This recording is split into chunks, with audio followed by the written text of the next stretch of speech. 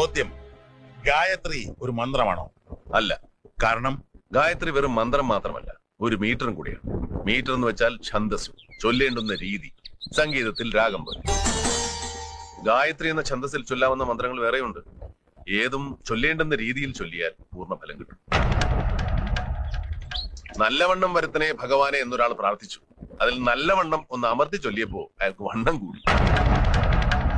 മന്ത്രങ്ങളും അത് ചൊല്ലേണ്ടുന്ന വിധവും, that's modulation, is equally important. അത് മാത്രമല്ല, അതൊരു സയൻസ് കൂടിയാണ്. Every science is ruled by certain laws. ചോദ്യം, സൂര്യൻ ഉദിക്കുന്നത് കിഴക്ക് അല്ല. പിന്നെ സൂര്യൻ എവിടെ ഉദിക്കുന്നുവോ അത് കിഴക്ക്. 360 ഡിഗ്രിയിൽ ഭൂമി സൂര്യനെ ചുറ്റിക്കൊണ്ടിരിക്കുകയാണ്. ഭൂമിയും സൂര്യനും സ്വയം ചുറ്റുന്നുണ്ട് താനും. ഇവിടെ സ്ഥിരമായ ഒരു ദിക്കിന് എന്താണ് പ്രസക്തി? പറഞ്ഞ മറുപടി ഒന്നിന്റെ ഉടമസ്ഥൻ ഞാനല്ല, ഏതോ കേട്ടറിവ്. ഇനി എന്നെ തോൽപ്പിക്കാനാണെങ്കിൽ അത് വളരെ നിസ്സാരമാണ് സാർ. ഒരു കൊച്ചുകുട്ടി വിചാരിച്ചാൽ മതി.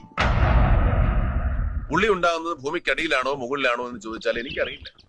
ഇവിടെ നിന്ന് കൊച്ചിക്ക് എത്ര ദൂരം ഉണ്ടെന്ന് ചോദിച്ചാൽ എനിക്കറിയില്ല. സേവിങ്സ് ബാങ്കിന് എത്ര ഇൻട്രസ്റ്റ് കിട്ടുമെന്ന് ചോദിച്ചാൽ എനിക്കറിയില്ല. പാനിപ്പട്ടി യുദ്ധം നടന്ന വർഷം ഏതാണെന്ന് ചോദിച്ചാൽ എനിക്കറിയില്ല.